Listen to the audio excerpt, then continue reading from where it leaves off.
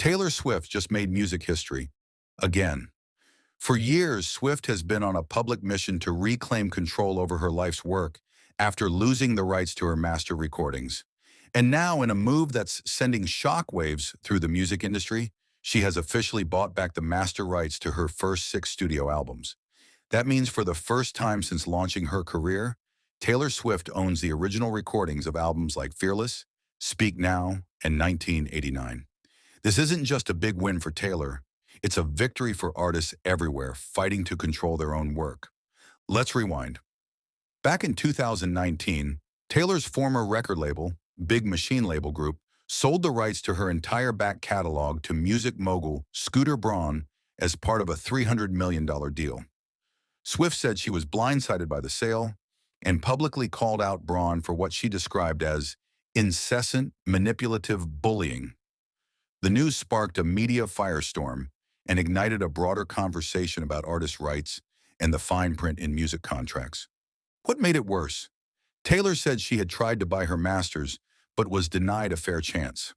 Braun later sold the catalog to Shamrock Capital, a private equity firm, for a reported $300 million again. But Swift claims she wasn't given an opportunity to bid without remaining tied to Braun financially. That's when she decided to fight back, not with lawsuits, but with music. Enter Taylor's version.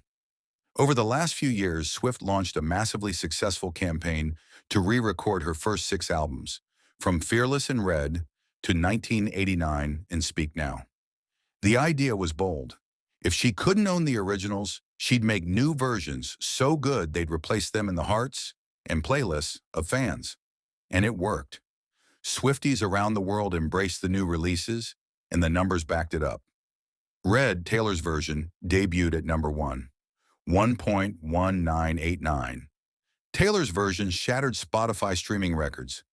Each re-recorded album became a chart-topping event and an artistic rebirth.